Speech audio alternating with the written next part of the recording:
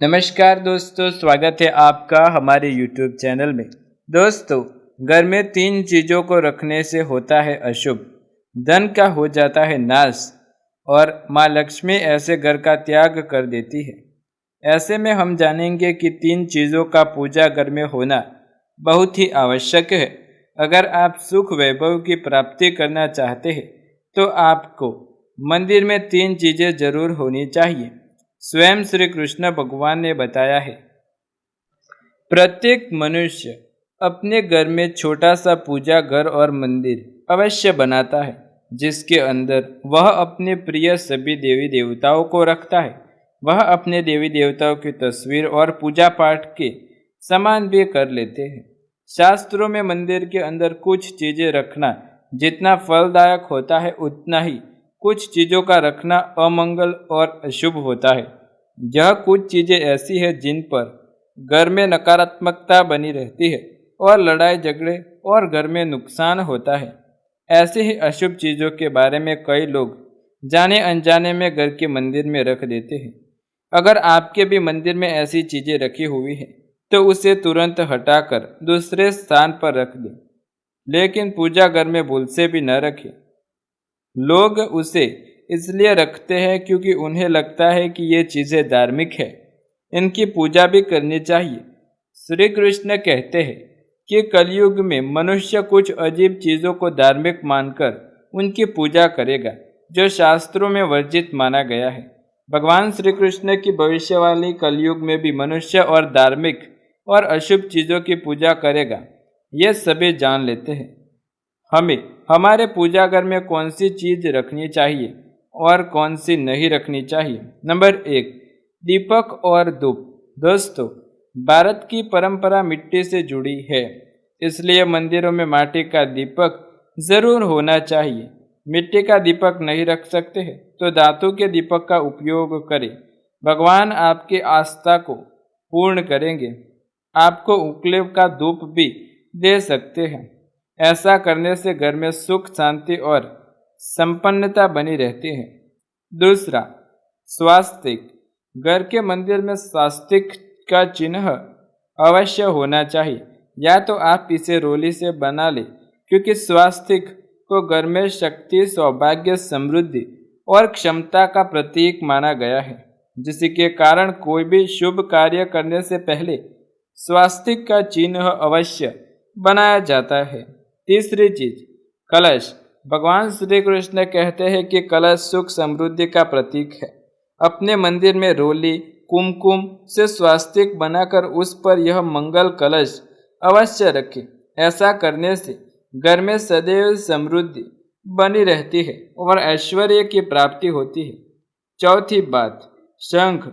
बहुत ही कम लोग जानते होंगे कि समुद्र मंथन के 14 रत्नों के साथ हुए, इसी कारण शंख माँ लक्ष्मी को अत्यंत प्रिय है।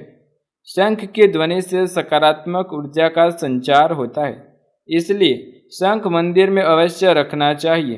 घर में शंख उपस्थित से माँ लक्ष्मी प्रसन्न होती है, कभी भी धन की कमी महसूस नहीं होती। पांचवी चीज, घंटी। मंदिर में घंटी अवश्य देखी होगी, क्योंकि घंटी को शुभ माना जाता है।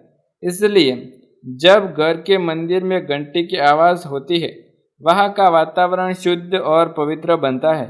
जिस घर में पूजा के दौरान घंटी बजाई जाती है, उस घर के आसपास की सभी सकारात्मक शक्तियाँ मौजूद रहती है और नकारात्मकता को दूर करने में सहायक माना जाता है, और साथ ही सुख समृद्धि के द्वार खुलने लगते हैं।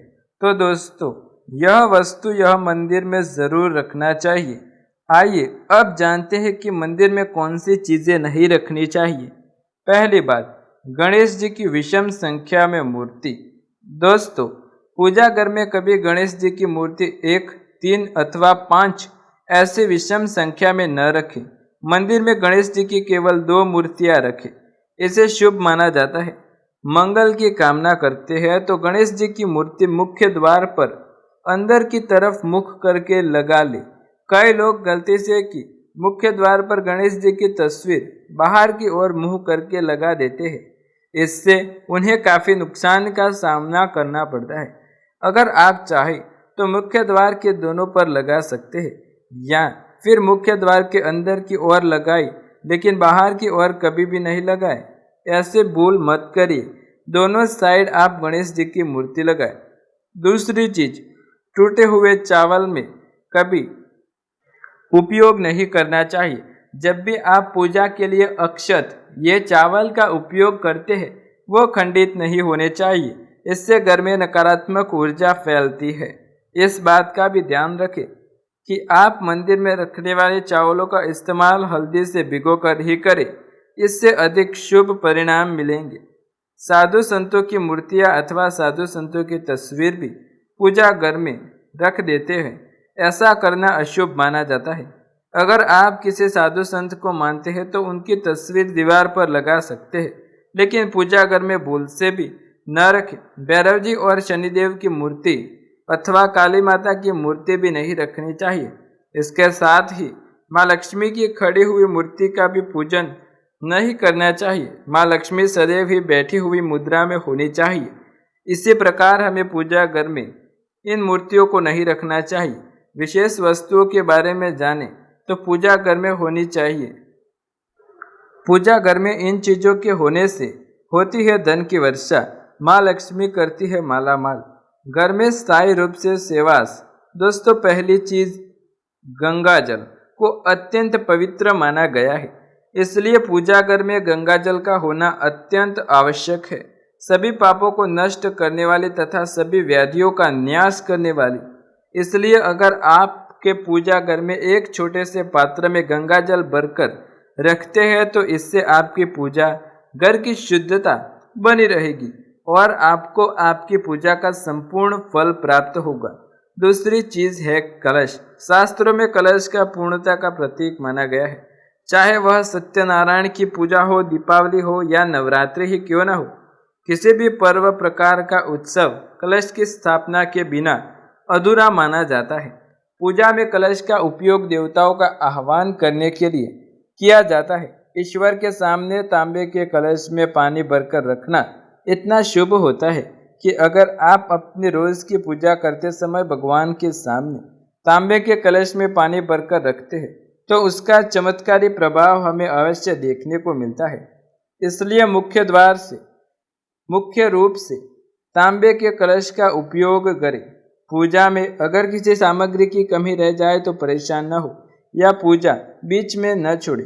भगवान को चावल और फूल चढ़ाए और मन ही मन उस चीज का स्मरण करें और भगवान को सच्चे मन से प्रार्थना करें। तो दोस्तों, ये थी वो महत्वपूर्ण जानकारी जो हर एक पूजा घर में होनी चाहिए। ये चीजें और नहीं होनी चाहिए, जिससे व्यक्ति धनवान भी बन सकता है और गरीब भी।